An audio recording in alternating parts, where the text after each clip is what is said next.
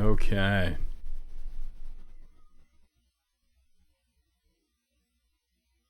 All right.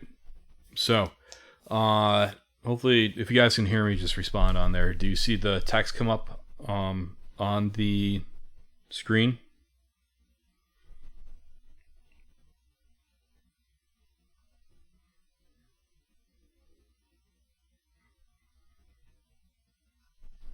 Hello. Okay. So it looks like some people are here. That's good. I have a breakdown. Awesome. Okay. Thanks, Louis. I have a breakdown on what I've been working on for you guys. It has been essentially this project. And what I wanted to show you guys was some techniques on how to get a model basically done in some pretty quick amount of time. So I have a streaming video of this that's already up. I have it set to music at twice the speed. That's about to get published as soon as I can get off of here. And hello Sam, Brandon, and we have Colin, Jackie, and Louie. Awesome. Okay, so there's some people in here. Good. So I'll show you guys what I've been up to. Has anyone had a chance to see the video that I updated? You don't have to have watched it already. But basically all that was me working on this project already. The video is obviously, it's an hour long, so I don't expect you guys to watch that. There's no tutorial part, it's just me working. So sometimes it helps just to see your instructor do things. And I might do things an old school way compared to the way some people like to do some stuff. But I think it is helpful for you to see the process of how a model is put together. So right now, I have, and let me make it so we can see our senior chat a little bit better. There we go. I think that could be a little bit better for us to visually see our chat on the screen. This is what the model is going to be at some point. I have the little froggies that I'm modeling out. You watched the time lapse. Okay. And so it's boring, and hopefully you sped that up because it's just me working last night. I wanted to show you guys my exact go-to on this. But this is how I work things out. So first thing I did is I thought about my hero props, and you don't need to have more than one. For me, I'm giving myself this spirit lantern thing, and I'm giving myself this froggy thing. And so these are both made of stone. And if I break down my process on what it was that I was trying to do, I wanted to make, there we go. I wanted to make this thing. And I wanted to feel kind of springtime colors and all that fun stuff going on here. These are stone frogs that are sinking into the mud. And these things right here are my rocks and some koi going around this island. So pretty basic stuff. And the main thing to think about is, how do I duplicate my model as much as possible? So fish, I'm only going to make one piece. I'm only going to make one fish. My rocks, I might make 3 different variations of those and scale them around. And I'll do that on one texture sheet. And I have ferns, and I have some of those cattails, and maybe some sort of wisps going around here. So that's the main bit of, oh, and I forgot to put in some those frog lily pads. That's what they call those. Yes. So I forgot to put those in, but I'll be adding those later. So here's some stuff that I'm going to be working on. And if I look at what Maya has for me right now, it's this stuff. And that's all because I started blocking it out. And I don't like working with the models in a state of everything's completed and I move on to the next one. I kind of rough stuff out and I try to make things build up together. If you work really, really hard on one piece and then you realize it doesn't all cohesively fit together and you put all the effort into it, it's kind of a waste of time. So I'm going to work out some models of rocks later on. I'm going to work out this structure. This is just a stand-in for what this is going to be. And my frogs are almost there. They're not really looking like stone, and they're not really all the way completed in ZBrush.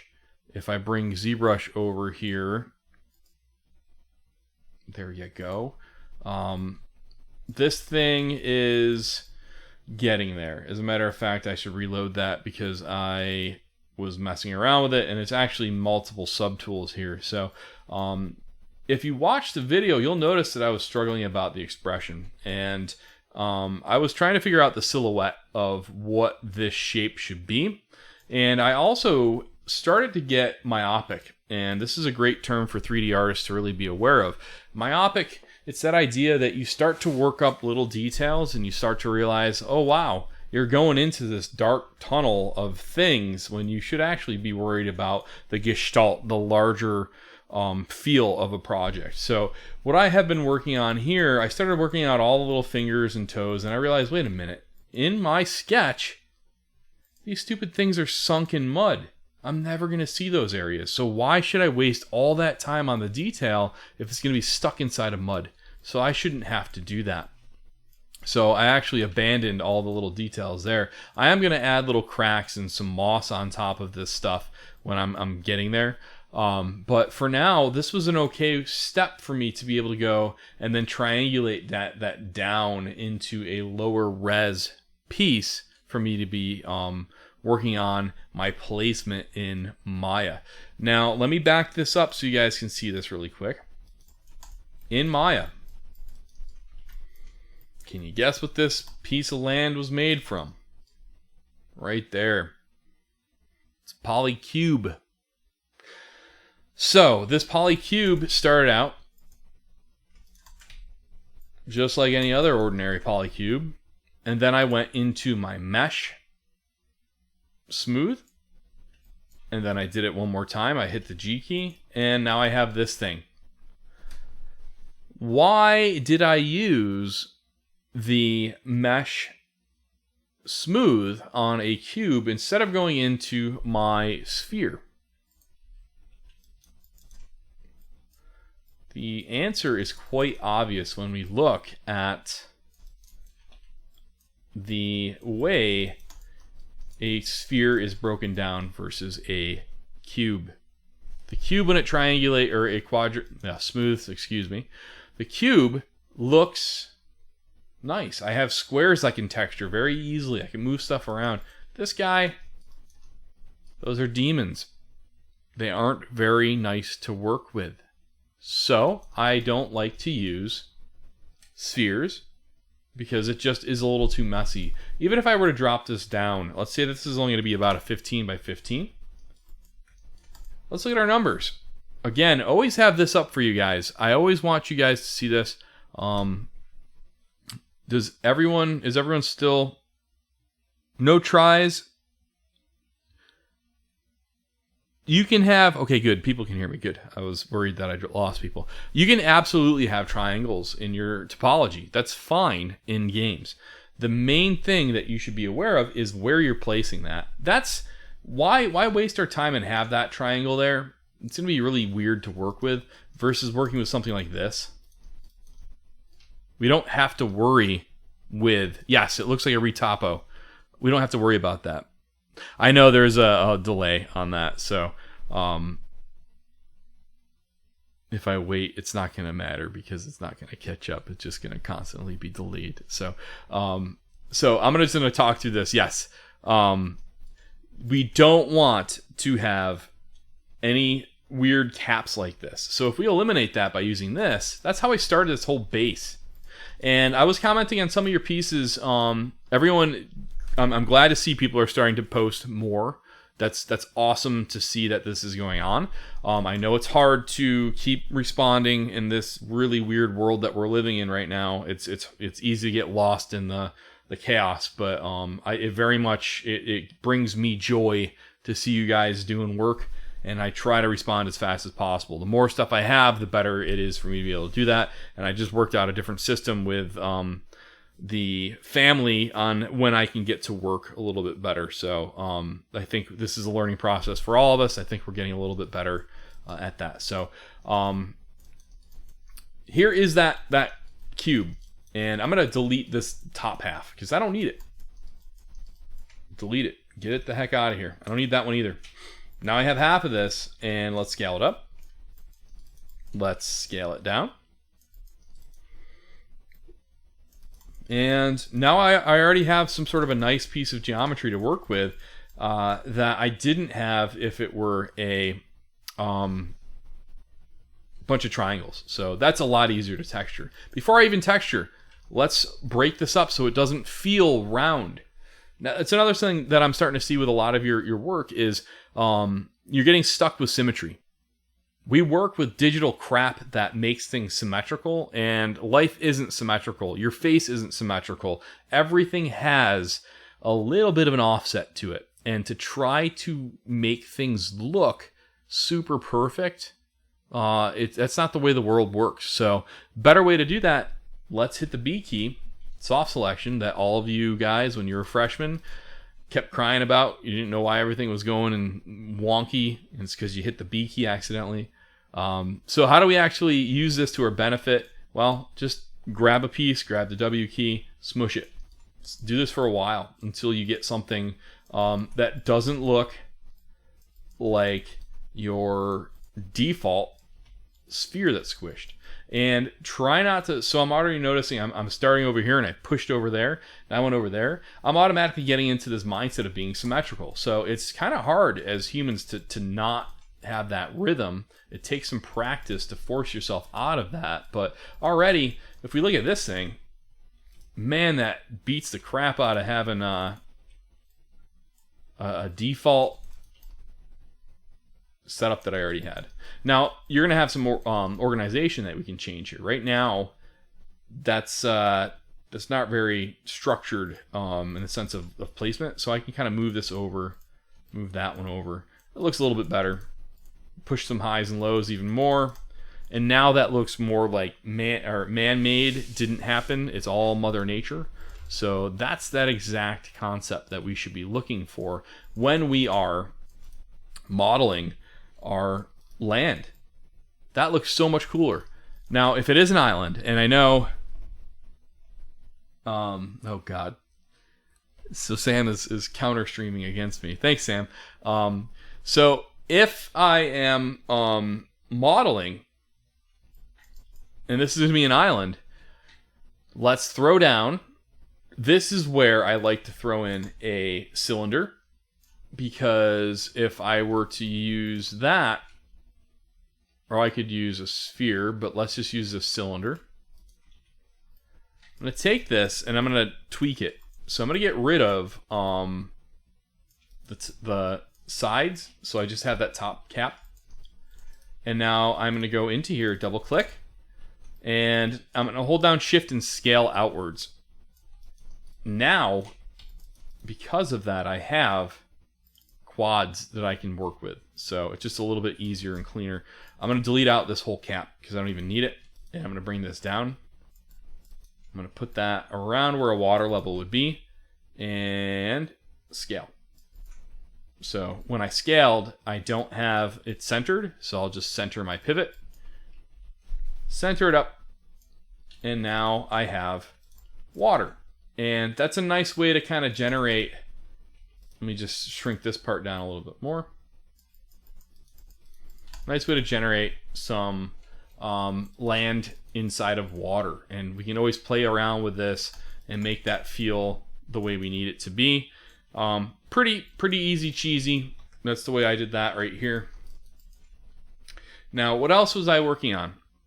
These rocks are standing. I was also working on koi. And this was a very easy concept that doesn't take a lot of time. It may look complex right now, but this isn't really a lot of stuff. If I hit the 1 key, it's this thing. And this may still look complex to you, so I'm going to break this down. If I count my setup, I worked with a cylinder. And so I have a cylinder. change it to 8.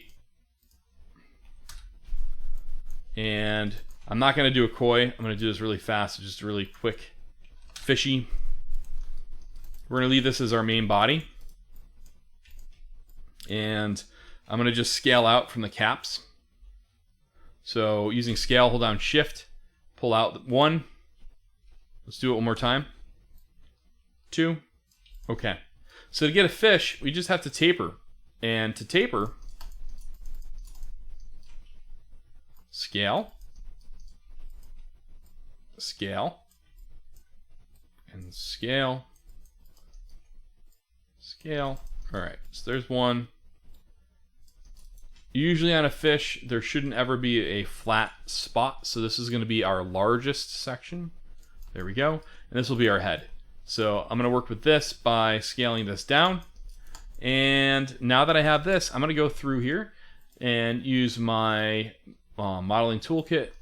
And I'm going to go around my, like this section right here by click, click, click, click, click. Okay. And obviously I made a dangerous thing. I made an N-gon on 4 different spots. So what I have to do is go here to there, here to there, here to there, and then last but not least is from there to here. Now, that's not optimized yet, so let's fix that. I'm just going to grab these and scale those out. So now I have a rounded eye, and I don't have a mouth yet. So let's get some definition here. I'm going to move this a little bit closer, and I'm going to hold down the shift and pull out, and scale that down a little bit, and shift, pull out, and scale down even more.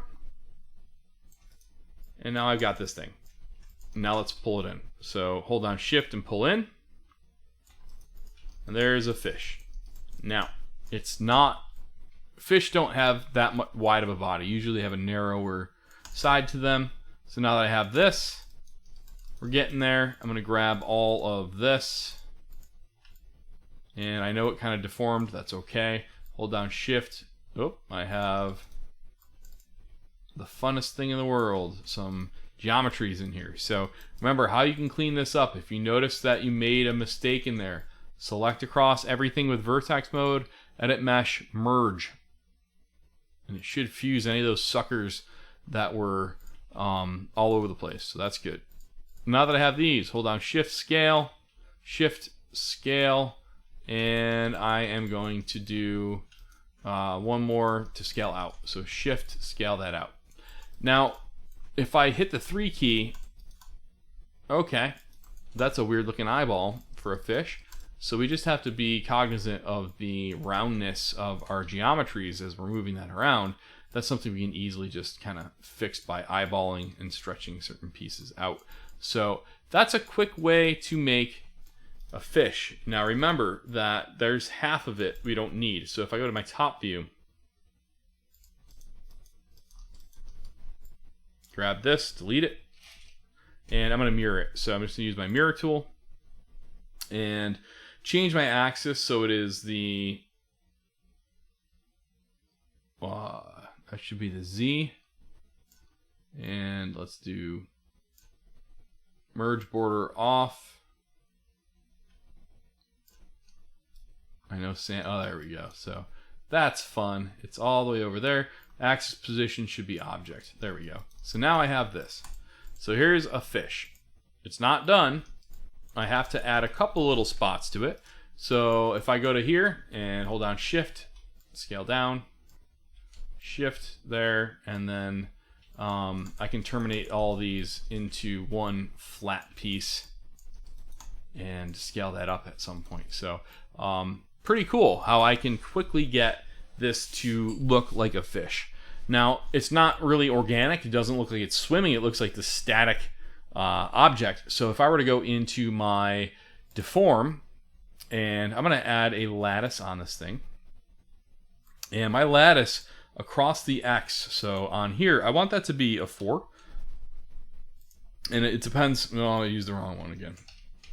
So let's change that to be 4 on that one. Well, I'll work with that. So I'm going to use my lattice point and move over here. Move over here. Oh, cool. You got a fish that's organically looking like it's swimming, and it's not this digital thing anymore. So very quick way that we can shape up these things. Now, how I would recommend doing all this: back up. Don't deform anything. You know you want to have multiple fish for your scene? Make one of them, make them in a static pose, and then once you have it UV unwrapped, this is the easiest thing to UV unwrap too. So obviously I'm missing a lot of fins and stuff, but you guys should be able to understand how those should be added. If I were to UV unwrap this thing, panels, orthographic front. Okay, I'm going to take this, but not any of that. Okay, I don't want that, but I do want that. So if I do the UVs automatic, and I look at my UVs now, that's kind of a weird way it unwrapped. So we're not going to use automatic. I'm going to use UVs cylindrical. And right now, it looks like garbage because it's going around the wrong. It's not going around the right axis. So if I go like this, and if I adjust this so it's pretty much straight up and down, so 90 here, and 0 out that one, and 0 out that one. All right, much better. Now I'm going to scale this one, and I'm going to shrink it down so it makes a little bit more sense. Okay, that's kind of looking better, but it's kind of gripping certain spots in a weird way. So we've tried a couple different areas, and it all didn't really work. So best way to get a fish to unwrap if it's something like this and it's simple. Do I have extra stuff there? No. Okay. So I'm going to take UVs and we'll do camera based. And now that I have a UV camera based, I've got this. I'm going to shape it better.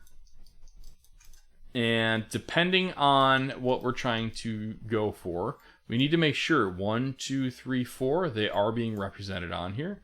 But if I look at the way it's deforming, it's stretching across the top and the bottom. That's easy for me to be able to fix. If I grab the edges, so I'm going to grab basically from here to here. Okay, and then I want that too. So if I grab all that stuff, and I have a little bit of a issue with my seams, but I'm going to quickly just show. Let me get rid of this.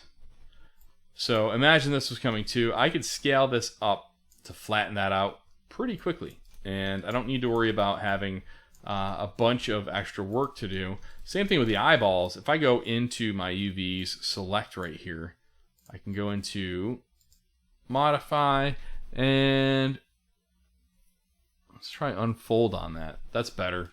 So the unfold kind of relax that for me. And really what we're trying to do is take this object into the X normal, and even though it's a low poly model, we can bake a normal off of this and get that to look good. As a matter of fact, that brings me into our next thing I wanted to talk to you guys about, and it is about how X normals can work for us. So I have this fish or frog.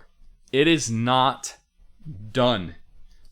The main thing I want you to be aware of is taking stuff from ZBrush. This I see on Sketchfab, and I have a barf bucket here, and I want to puke every time I see it. And you probably have seen this too, but you're not actually aware that this is the wrong thing to do. If you go into the Z plugin, and then we go into the decimation master and we decimate. So let's just take this thing, decimate it down. I'm going to go into the point where it's like maybe 500 polygons. Okay. So there's 500 polygons. This a lot of young artists think, okay, there's this thing. I'm done. I'm going to take this thing and put it into Maya, and that's what I need to work with. Well, it really is not true. The major issue with working with a 3D model that has been decimated is that the computer figured out where your polygons are laying out. And in some instances, they're okay. And in other instances, they're triangulating. There's some weird spots going on right here because of the mirroring that was going on. It's something a computer did, and it's not necessarily optimized for a game. And the main thing that's majorly wrong with this is it's not something that can be deformed or be used for a rigged model.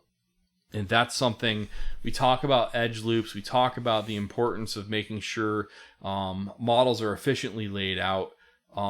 This is not. This can't be deformed. However, and here's that however. So of course, there's always an exception to a rule in video games, right? So this could be okay for a static object that's just a basic model that sits in the background, or it's a prop that won't deform. As a matter of fact, we could probably even push this further. I don't want maybe that many. Maybe I only want it to be that many. So let's decimate it down even further. Okay, that's got to get fixed. So the computer couldn't figure that part out. So I was at these many polygons, 0.19. Let me adjust my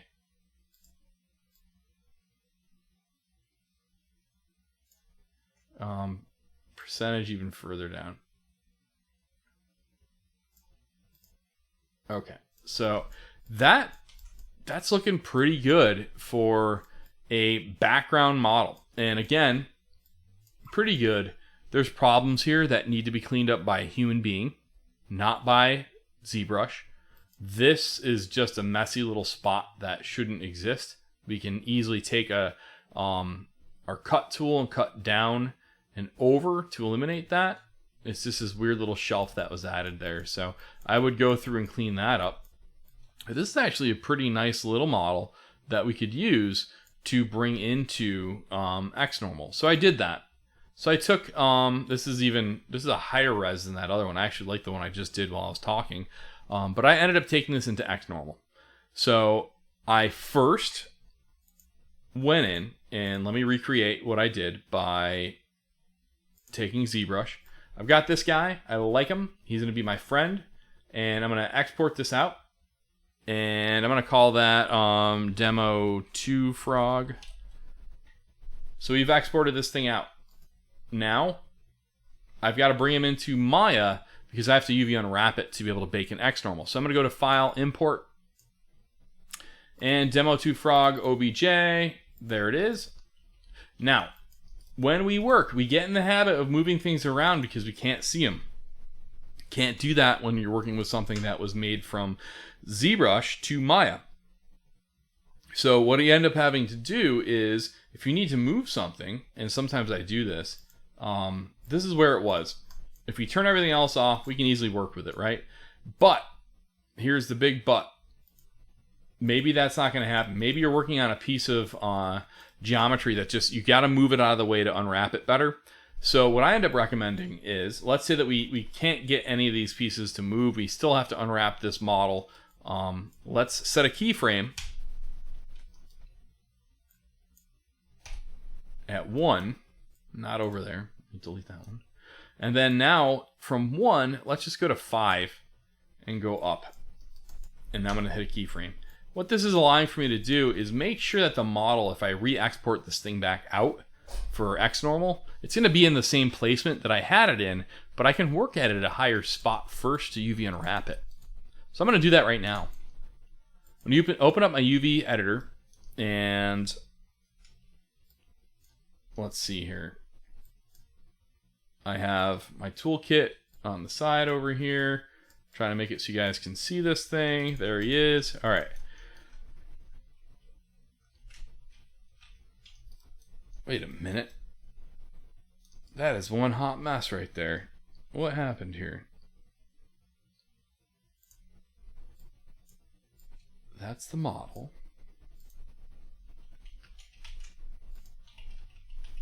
Okay. So I must have beveled it when I animated it up. So ignore that. But I hope you saw, if we play that back, you'll see that all these edges doubled up on me and it scared me. So I had to fix that. And now it is back to the realm of sanity, which I appreciate. So now I have this thing. First thing I'm going to do, I'm going to look at areas on a model that seem quickly unwrappable. And let me, before I even do that, hide everything else because I'm losing my mind. There we go. And now move this, move this. Number one spot that's unwrappable on this thing. Okay, good. Colin saw that too. That was scary. This spot right here. The bottom. The least important part because you'll never see it. I could even delete it, but I don't want to risk it if maybe a game design or a level editor, game design, not the right term, level editor had this model and was rotating pieces around. All of a sudden, you notice there's no bottom on it. I wanted to rotate this on its side, so we want to make sure that it's there. I'm going to go and select the bottom part. So if I go to my front, and if I select this, just going to go across the top or the bottom, and then I'm going to go again by deselecting everything except for that bottom. So again, that's that little trick of just select. You know you're going to have more, but I'm going to deselect, so I should just have those selected. Good. Now I know I'm missing some. I'm going to get that little piggy, and that little piggy, and that little piggy. Okay. Now that I have those, I am going to do a little looky-loo, make sure I get everything else I needed. So grab some of these extra ones. And yes, you could, if this is mirrored geometry, we could delete half of this and only unwrap one side and then mirror that over. But in the same amount of time, we should be able to knock out both of these. So I'm not even going to do that. So I'm going to take these. I'm going to call these the bottom. And I didn't know it streams at different intervals. Yes, sorry. It's like Interstellar right now, I guess, for some of you. One of the best movies ever. I'm gonna go and select this bottom and go to UV's automatic. And now that I have this part, I'm going to move it out of the way. I don't need all this. I just need it to kind of be away from the 0 to 1 area because the rest of it is the part I really want to unwrap. So I'm going to grab all of it now. And I am going to go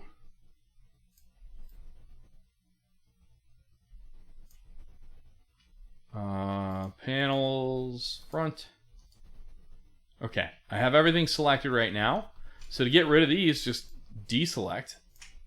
And now I have everything else. The main thing I want to do is add some cuts so I can unwrap this a little bit better. Natural areas that we can cut are creases. So what I'm going to do is select creases. So I'm going to go around spots that I think I can make split a little bit better. So I'll go around here, and I'll go, whoa, here and here, and good. All right, I'm going to say that that's what I wanted to cut. So I'm going to go to cut and cut. Now, not much looks like it did anything yet. So let's also make sure, let's do a split too. All right. Now that I have this, again, select everything, deselect this section, and now go to Modify, Unfold. And abracadabra, where the heck are you?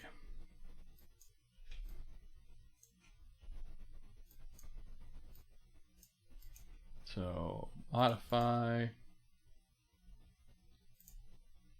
Let me try to do a UV automatic first on this thing, and then a UVs.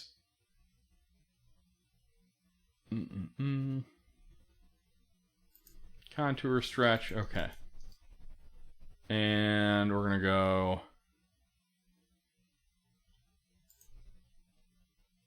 modify, unfold. Okay. So it made this blob. And it also looks like everything that I cut didn't stay cut. So we're going to try that one more time. We're going to go around here.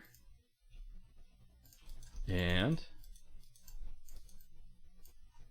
this is what you get, Josh, for teaching at nighttime after having 12 hours of children. Okay. We're going to do a cut. And now I should still... There we go. Now I'm going to grab these again and do an unfold. Okay. Now that I have this, for the sake of time and sanity, we're not going to go super deep in this. We're just going to look at how this unwraps. And again, this is triangulated. This works well for props that do not move. It doesn't work for props that need to deform. If you have spots that are moving, bending, triangles don't do that very well. So we don't want to use that. But for a statue, that's okay. So you can see it's gave me some spots I could work with here. I have one already in the oven. Frog in the oven, frog in the hot plate. And that was going to be a demo one that I was working on. So let's actually look at this. I have my high from ZBrush that I output. So I combined everything and made a high res OBJ. A little bit like a walking corpse. More like a walking sleepy person. There we go. Baking options. I'm going to just bake this off and see what this does. So if I hit bake, okay, let's see what this made. I'm going to look at my ambient occlusion. Oh, I can see some eyeballs and some noses. And, oh, I didn't bake my normals. Okay. Let me close that one. Let me get my normal map and then turn off ambient occlusion and then do that one more time. And I just bumped my Wacom tablet. Okay, let's get this going. Ooh, that's a pretty thing. Let's see what this made, okay? Sure, Josh. Okay, so I'm going to hide this. And file, I'm going to re-import that model that I just used here. It was Frog UVs. And again, this is way too many triangles still for what I want to do. That other one I just, again, yes, it does look like a flattened roadkill frog. By the way, that was the first thing I've ever hit with my car. I was driving home from working at Toys R Us late one night, and I swerved to avoid the frog, and I was very happy for less than a second, and then I heard the "futum" on the bottom, and that was sad. So, anyways, post your first roadkill experience in the comment. No, let's create materials. We're gonna go into our Stingray PBS, Pabst Blue Shader, or physical base shader, right? So we're gonna go into the ambient occlusion map, and we're gonna use a normal map right now. And I'm gonna open up my colors. So I'm gonna go into color map, And this one under assets for now, because these were X-normal bakes. They're not technically textures yet, so they're not in my images. So Kermit, well, maybe I didn't. We should question why he walked into traffic, I think. Oh God, Sam, this is on tape. We can. Oh, I hit a tree. How does that? Oh, you hit it. Oh, okay, good correction, Sam, because this is literally being saved to forever land in YouTube. Okay. Let's see. What am I trying to do? Ambient occlusion map. Let's just add that thing in here.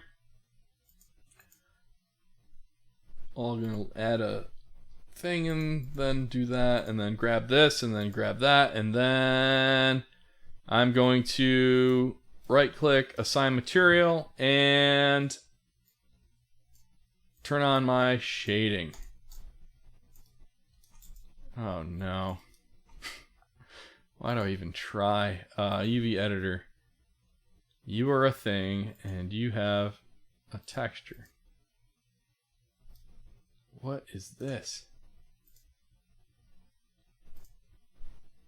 Okay, so I know the normals exist there. It's just that my... let's just give it a color map of exactly the ambient occlusion map. Oh, that's why. Oh, I got all freaked out about Sam's confession about whatever he was doing. Okay, color map. And that's not it again. That's not... Sam messed me up so bad. Okay, I needed to... Thanks, Sam. We don't want a color map. We want the normal map. And then we want to load in the normal map. Okay. Frog normals. Now... Okay. Now, it's super shiny, and that's just PBS. But Arnold... or if we were to bring this in to, what do you call that? The, what the heck is that? The, bring this into, Sketchfab, that would look really, really nice. So, as a matter of fact, let me show you another variation of this, because PBS, it's the metal. I think that causes a lot of issues. So I'm actually going to drop some of this down and see if I can... So if I had a couple other things going on in here, it would kind of alleviate some of that issue, but it's looking okay. Now, remember, if you didn't want to use the PBS, there's always Blinn, and that's your default, and I still go to this one when I'm working on just mocking something up really quick. So I'm going to do that right now. I'm just going to load in my occlusion and Blinn. I'm going to load in my normal map. And almost did it again. There we go. And now... Yes, I can make it into a gold frog. Let's see here. I gotta change this from being a bump to tangent space normals. And now, let's see the difference between these. Oh, that's quite a difference. Okay, so yeah, it's giving me some distortions on here, and there's some fun stuff. Let me see if my mesh display set to face. That's not even it.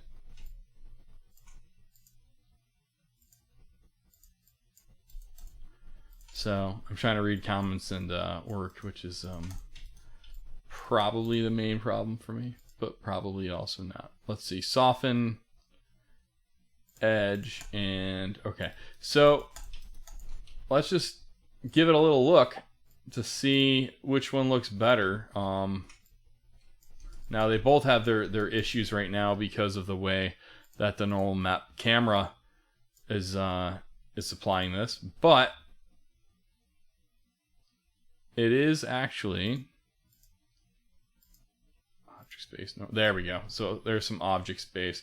which obviously is going to get worse when we rotate around it. So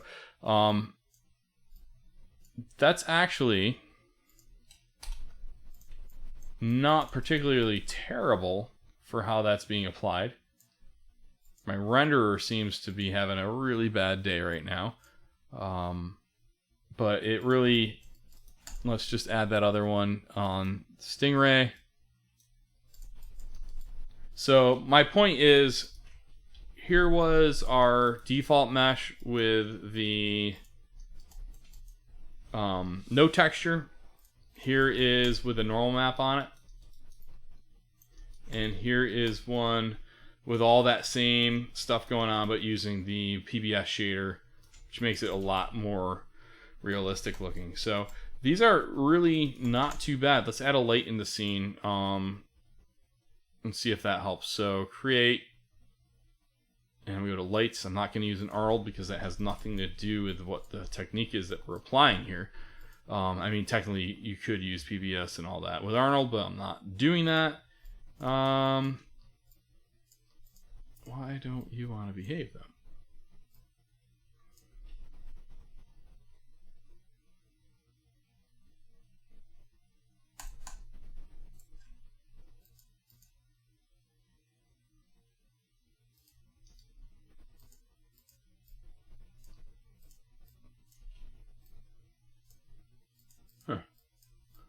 So I am using Maya 2020. It's probably something I'm doing really weird right now, but that doesn't seem like it's adopting the light that I'm using. So the good news is though, normal maps are working, and if I were to upload this into Sketchfab, I'm going to do that right now just to prove it to you. I have, oh, thanks computer.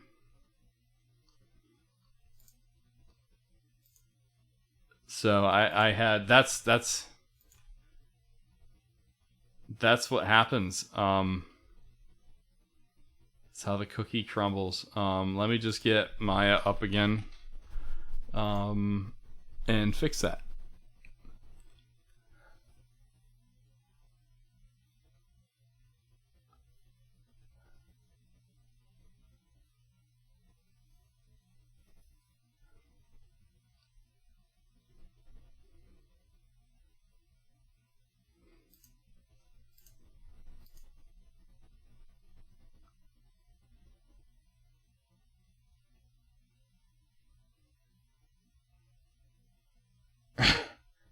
F crashes in the chat.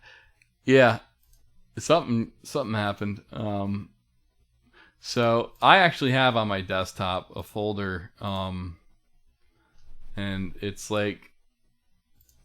called Bad Maya, and it should be on here.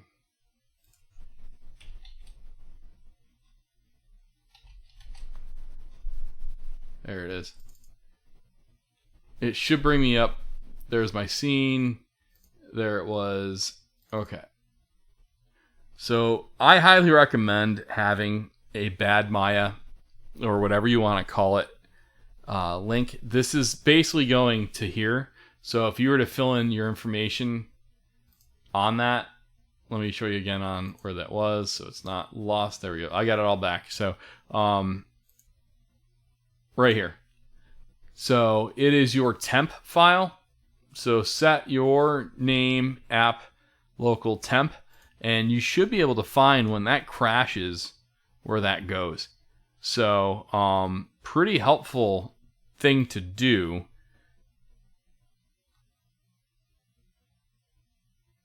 Just curious, how big is your hard drive? Ha ha ha. Well, this isn't even a terabyte for my main Louis.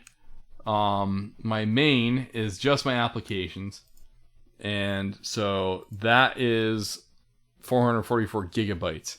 And then I have this 2 terabyte, and I have that terabyte, that terabyte, that terabyte, and they all help me to usually not have bad things like from that happening. So I don't ever write anything directly to C except for temp files like that. So and then I always check to see if I'm getting to a capacity that I shouldn't be at. And yes, I am looking at upgrading this in my RAM. I'm at 16 gigs. I want to go to 32 sometime within the next couple months here. So anyways, let's see.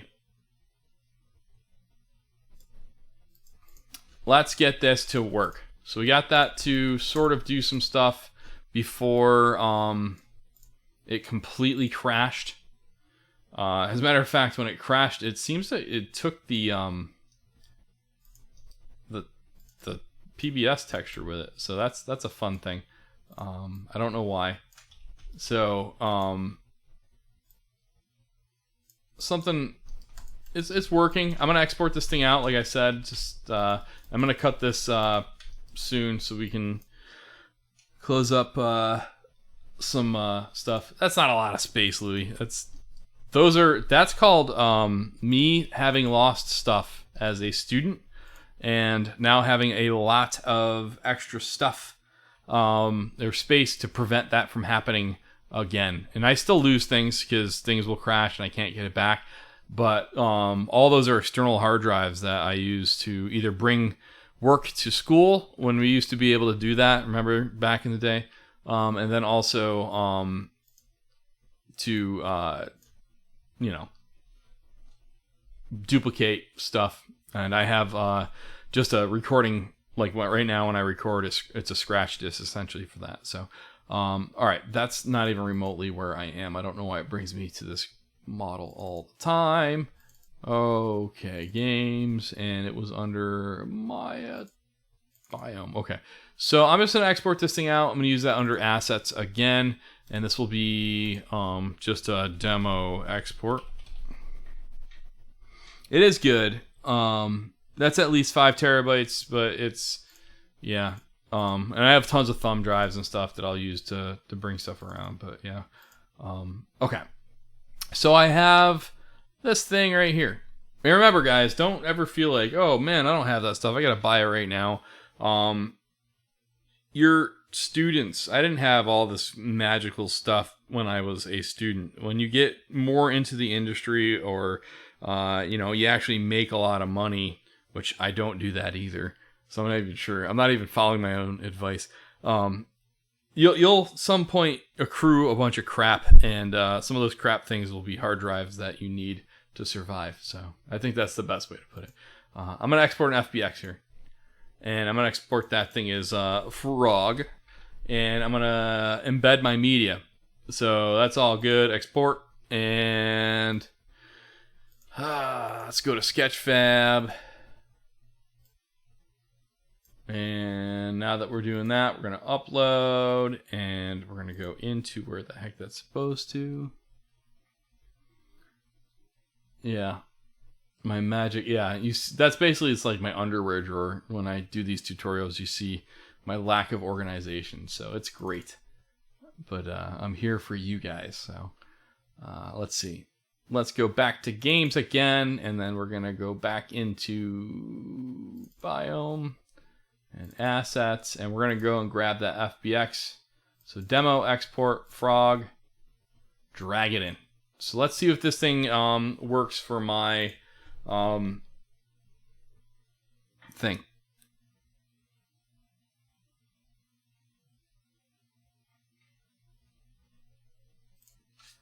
All right, this is going to be set as anyone with a link, which means it's private. And I am going to...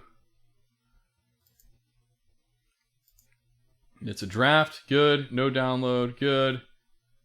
Let's hit save. Let's load that over here at least so we can see it. It's loading. Okay. So remember, I told you guys, Maya can't handle certain issues with, I think I have 2 of the frogs on top of each other, because you see this Z-buffer fighting right here. But if this is a tiny little statue that's going to be in my garden, I'm not going to let people go this close to it. So that looks a little bit weird, but from a certain distance, that's looking pretty nice. And I have no actual color. I have no details on here. So, You guys all should have 30 upload credits per month, by the way. If you signed up for it, I think under student, I don't know. I mean, I worked with these guys. Maybe they gave me some perk. I doubt it. I didn't work for them using money. I volunteered some stuff for them. So, yeah, that's the sweet stuff, right? 30 credits. I don't know what that means. But I don't know. I love Sketchfab. Very cool, small group of people that did this stuff to get that going. And when I heard that you're going to be able to share 3D on the browser, it was like the coolest thing ever, in my opinion. So, so yeah, those 30 credits, by the way. So I don't know how many credits you guys get, but the main thing is if you have drafts, so make sure you're setting stuff up as a draft. And what that's going to do for you is to prevent it from counting against your credit uploads. So I noticed that earlier. So that's a very important thing to do. All right. So let's draft. All right, that's fine. I like the way that turned out. I think that's going to be awesome when that's actually in Engine. So I always recommend testing stuff out, getting out of there. We can edit the 3D settings as well before it even goes into Engine. So here's what I have by default. I can rotate around those lights to see how that's hitting from different areas. I think the lighting for what I was doing, if this is the front, if this is my front Froggy, the light's coming from the back behind.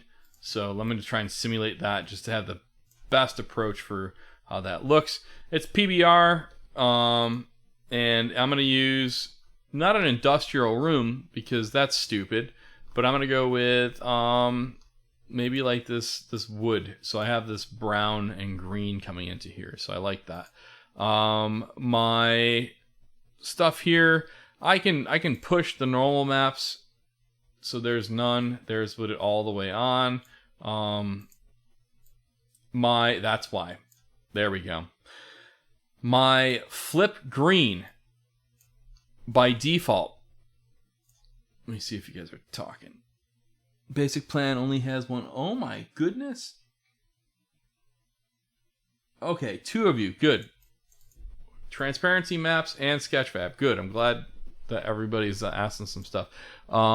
The basic plan, you should have, I think as a student, I think you can sign up for one. I don't know. Check to see that.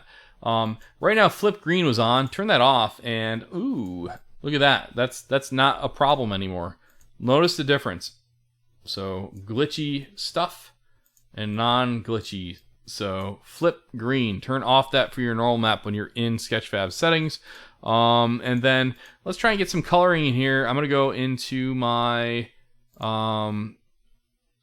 shading. Good. All right, I'm gonna leave that part alone. I want to answer a question here. How do you get a transparency map to work in Sketchfab? Well, that is underneath opacity. I'll turn that on, and I'm gonna click over here, manage textures, and I don't have anything on here that's transparent. However, if I go to import texture, and let's just say under my E drive, I go to my honeymoon. Nope. There we go. Let's see. That's exactly the place to put everything, right? So all the important files right next to each other. This is just pictures of Sweden, by the way.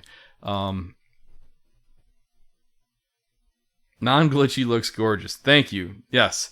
Isn't it weird how just following rules sometimes and not being tired and doing what I'm supposed to be doing? It's nice. Okay, so let's look at Leaf. I'm going to go into my images, and I think I had a transparency map in here. I did. Okay. I'm going to use, I think this alpha, I hope it works. I'm going to hit open. There it is. Let's add that one.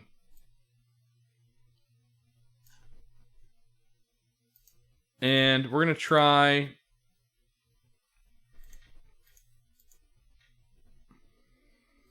Okay, so this transparency doesn't cast shadows. It should still show up on this. So invert the texture. Diffraction. Additive. I'm not sure why this isn't loading on this. Okay, what was that? Okay, so the Pro has up to 30. I think I saw. Let's see. Manage. I don't know why I'm not getting alpha luminance. Okay, whatever reason that glitched, and now it's in. So I'm not really sure why it wanted to have it as a format of luminance, but the luminance is working for this one right now. And so I have parts disappearing here. So let me write it down on my book of notes. Alpha map fixing in Sketch. And I'll try to make a little mini recorder. Did you see the new Animal Crossing very low poly stuff in that game? Yes. Did you see the tutorial of the tree that I did of Animal Crossing? Okay. So, so this is, it's looking nice. That's transparency map on here. So, I can do a tutorial on that some more on how that could work, because right now I'm not really sure why I'm not getting the default setup on this. It should have just worked by default. It might be the type of texture that I was using on there. So might rest at $15 a month. I'm already wow. Is that what you're doing, Louie? You're doing some Animal Crossing as a Twitch stream? It's like in World War II, our grandfathers. That is why I'm the assistant man.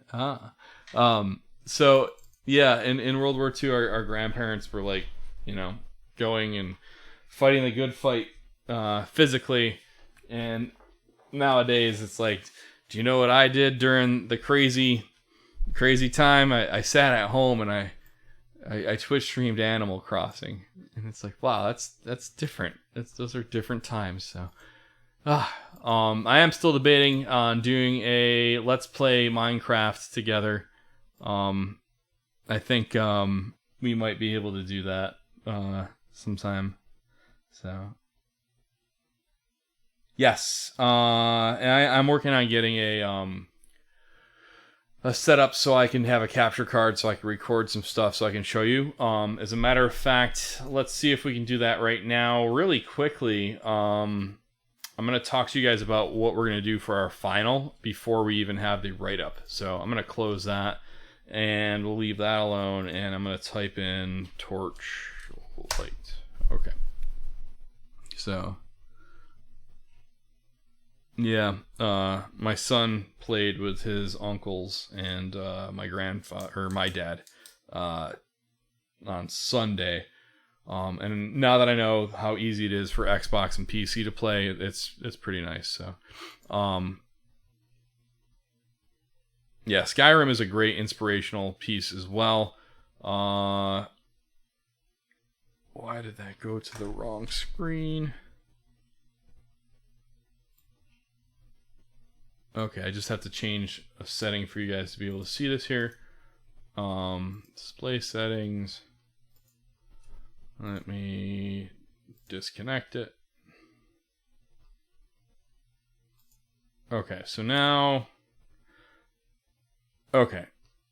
Let's see what OBS wants to say for the errors that I'm sure are happening.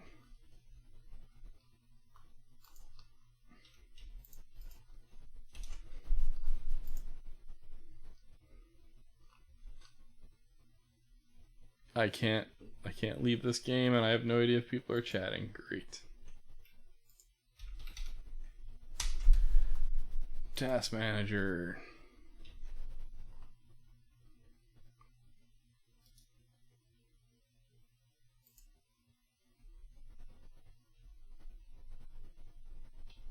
Cool. Where the heck? Hold on, bear with me here. I gotta...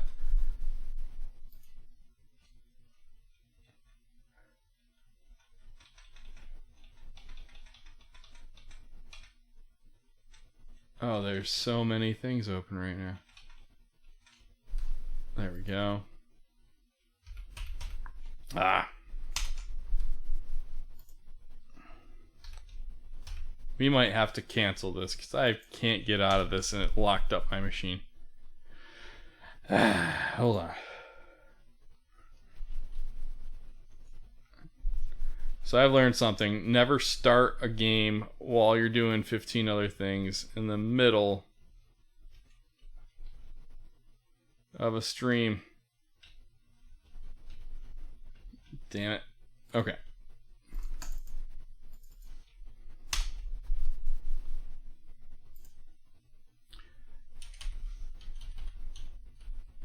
Oh, there we go.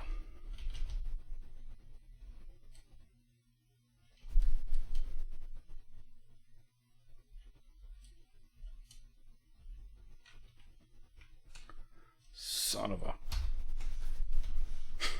This has got to be really fun for you guys to just hear me curse the world here. Okay. Why can't I move my mouse over here?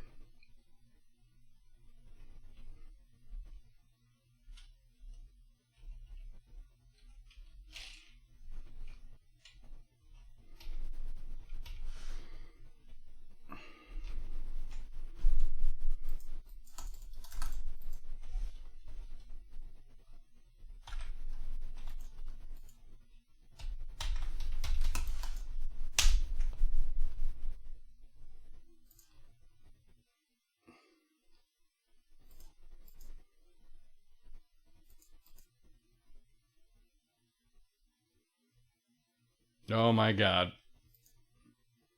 Okay, guys. I think I fixed it. Okay. If you're still there, awesome. If not, I understand. Everything went terrible right there. I should be able to show something here. Holy cow. I had to threaten to kill my machine for it to respawn. So that was fun. Oh, cool. Now it's on the wrong screen. Monitor 1. So that's what happens when you have a Wacom tablet and 2 other monitors hooked up. It destroys everything. So, oh yeah. Okay. Okay. So I am trying to show you guys something.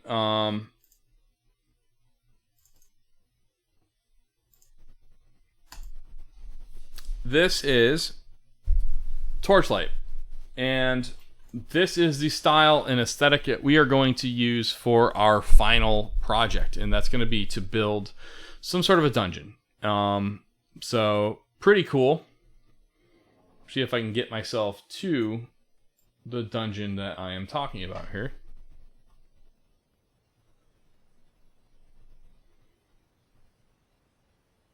Has anyone played Torchlight 2?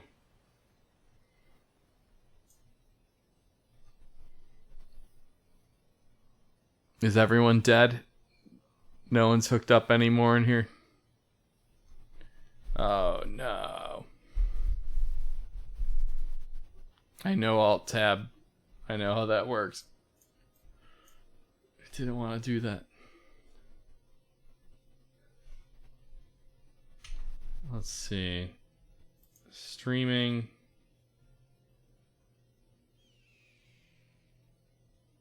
Anybody?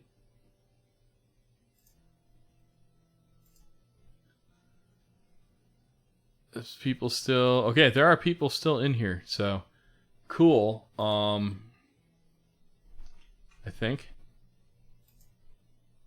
Okay, good. I see people talking. No, I don't. What about...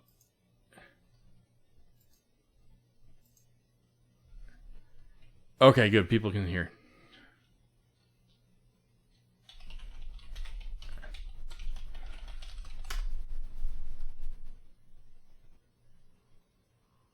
Okay. I just want to show something very quick for you guys. Awesome. This is the aesthetic I want us to go with. And cool. Okay, good. Good, okay. This is a game from 8 years ago. And why are we going to be using something like this? Because we can learn from the simplicity of it. And I've started already making videos on this before I even launched it to you guys. But look how low poly these pieces are. We can use Mudbox to paint little edgings on here and fake rock and all that fun stuff. And it's a pretty easy design. So, oh, that looks like the chat died in there. So, okay, I'm just going to use that. So, in here, I'm going to go over here. And remember, I talked about recycling assets. This head is something you see over and over again. This little lantern, that gravestone, leaves, plants, they're all being used over and over again. So if I go into this dungeon, right over here,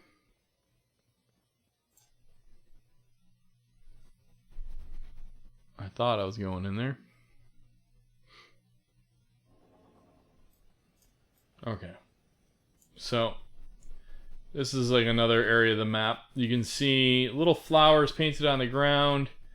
And when I get closer to them, you'll notice, at first it looks like they're flat, they're on the surface. But if I zoom in on them, they're actually a polygon higher, or a little bit higher on the surface of that. So that just adds a little bit to it. Painted area like this is actually done in Engine, where you'll have multiple materials. You'll be sampling them like with a paintbrush. Notice this. This is you probably don't even think about it when you play it, but 1, 2, 3, 1, 2, 3. It's the same cluster of rocks. You just duplicate and move it over. So I had a area that I was going into. I don't know how people do this. I was gonna have it collaborative, and then I think, this, you'll see how detailed it is. It's not really too complex. I think you'll probably want to do it on your own. But we'll talk and see if it makes sense for people to do collaborative. I wouldn't mind that. The rules are, and here we go. This is exactly what I wanted you guys to see. So wait for this to catch up. The rules are going to be that I want base walls created. Notice these lanterns, they're the same. The stacks here and here, they're the same. I have skeletons, 1, 2, 3 different skeletons, same model. Everything is hand painted. I don't want normal maps for this next one. These models are the same model, posed differently. Now I killed everything in here, so I don't think anything's going to come back. Same model again, posed. I have chipped side right here. I have non-chipped side on there. So that's 2 of the same model, just a little bit of a different texture painting on that. I can see it again. Chipped side there, non-chipped side there. So it's duplicated over and over again. As a matter of fact, if we were to take this whole piece, copy it, paste it over here, another section. Same piece. Different skulls here. Same asset for these caskets. We have these pieces over and over and over again. Same sections. This is a game that you can get for dirt cheap on Steam. It's 8 years old. So with this part right here, and this is just the beginning of the game too. Rat Boys, we have this tile section is repeating over and over and over again.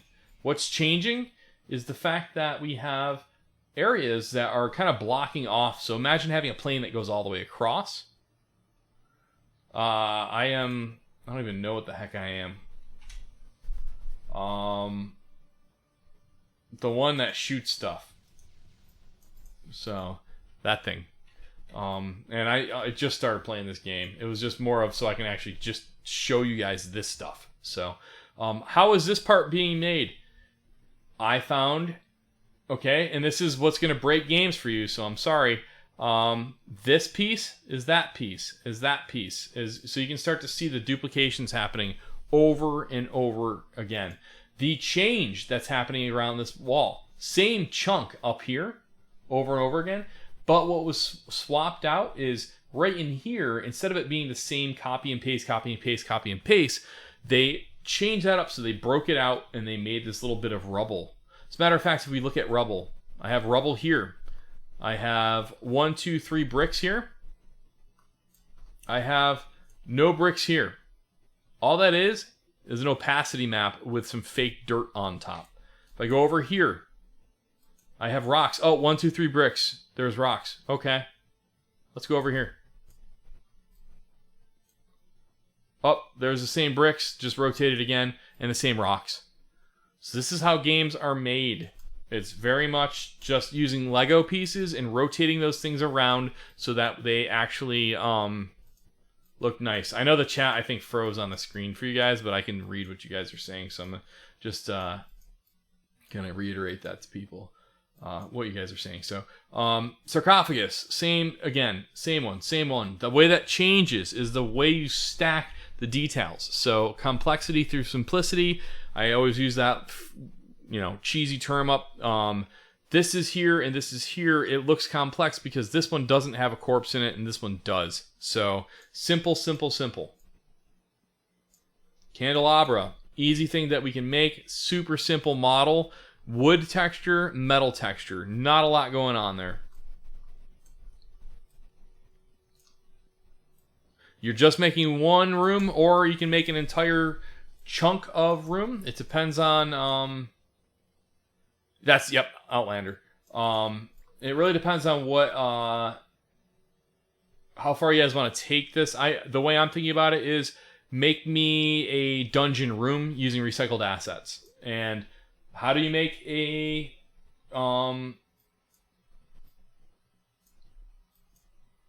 Yes, see, I'm sorry, Sam. Once this happens, you can't unsee this.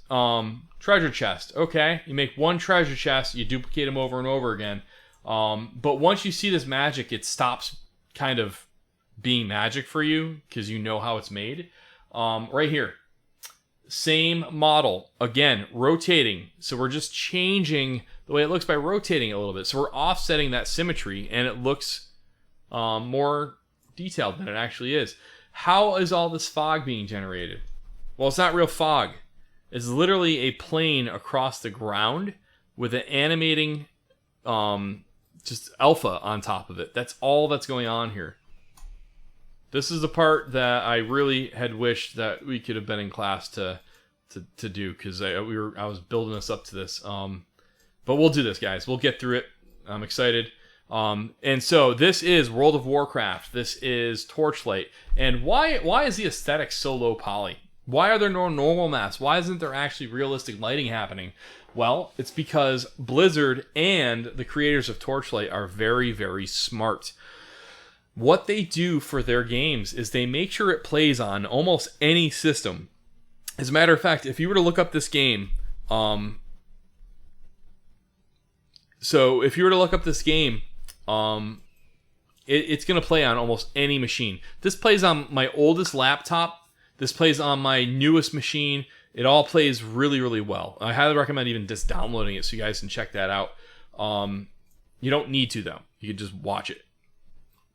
Yes, it makes their game run better in the sense that if you can make it to a wider audience, you have more people buying it. So you're playing to that chunky aesthetic. So these chunky bricks and these chunky rocks, this looks really cool. There's actually no normal map on that, by the way. The only reason why this looks three-dimensional is because there's this brick and this brick popping out from that background. So maybe there is a little bit of a normal map on there, but I don't think so. How does this move? This is just taking like a cylinder with caps that extrude outward, or just a plane over here and then pulling and pulling or pushing on some faces on polygons. Very simple stuff. So I was hoping to talk about this a little bit. It's not written up for you guys, but I want you to be thinking about it. This is going to be the idea of our final game, or our final model. Yes, less computer power needed. So in games, you're always playing against that issue if you're going to be doing it on mobile or on PC.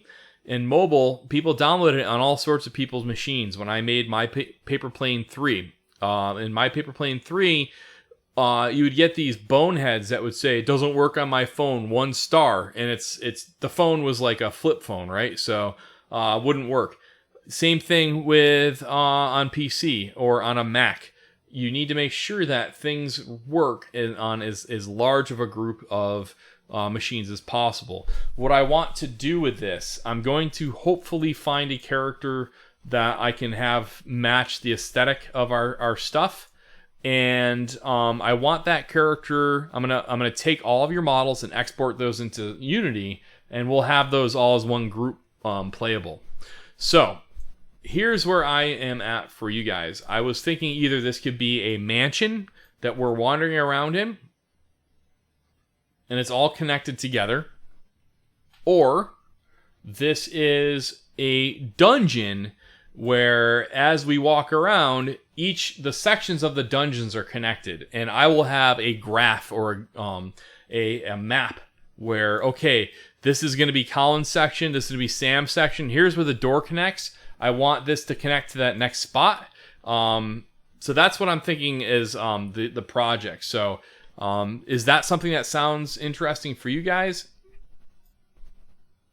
Yeah, Mac Gaming. That's why there's platforms, PC or PlayStation, Xbox, all that stuff. So yeah, I am thinking that if we do a dungeon, you'll be allowed to use people's pieces and models. We'll share all that stuff, but you need to supply walls. You need to supply certain torches. Okay, good. Yes, that's exactly. And the aesthetic is going to be like this.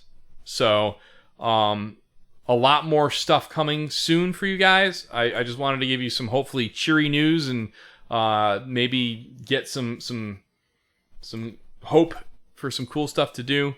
The dungeon sounds nice. Good.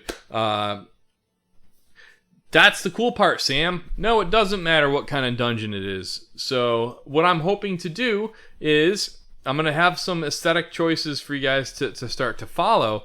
Notice when you guys get this at some point, this bench, it's like one. So that's maybe 1, 2, 3. That's not a lot of polygons here.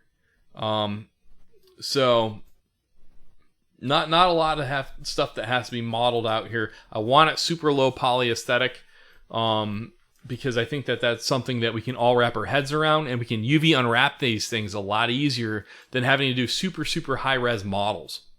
So I'm gonna absolutely make sure within the next couple days you'll have the write up on that, and you'll be able to share pieces with each other. So I'll have a group Google Drive for FBXs, and I want you guys all to be thinking about what theme your dungeon would be. You are going to have a supplied template by me, and that template is going to be having how high walls need to be, how high beams need to be, how big doorways need to be, how big passages and bridges need to be. So that way when you're modeling certain pieces out, everything will be very much like a Lego modular system for us to click and play using the grid systems. So that's what I wanted to leave this off on for tonight. Please be updating me with your content that you are doing for your biome. We have, I wanted to have that done by next week, but I can't really critique anything that you're currently working on unless I get to see it. So make sure you give me any updates that you're doing. And obviously, make sure you're updating. I know that it's hard to sit in front of a computer right now and actually get work done. It's easy to get distracted, but for the sake of just getting through, making sure that we can get some awesome stuff, and then moving on to this and being really proud of what we're doing. The final project is going to be due at like the end of the semester, obviously. So yeah, last day of class, if not even last final day for submissions. So I'll be getting back to you guys on when that due date is. My hope is to actually give some buffer time.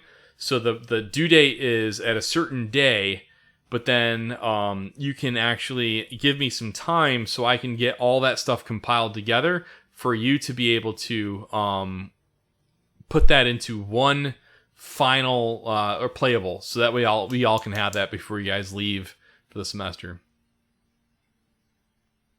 No, Jackie, sorry. The well exercise is not needed to be done.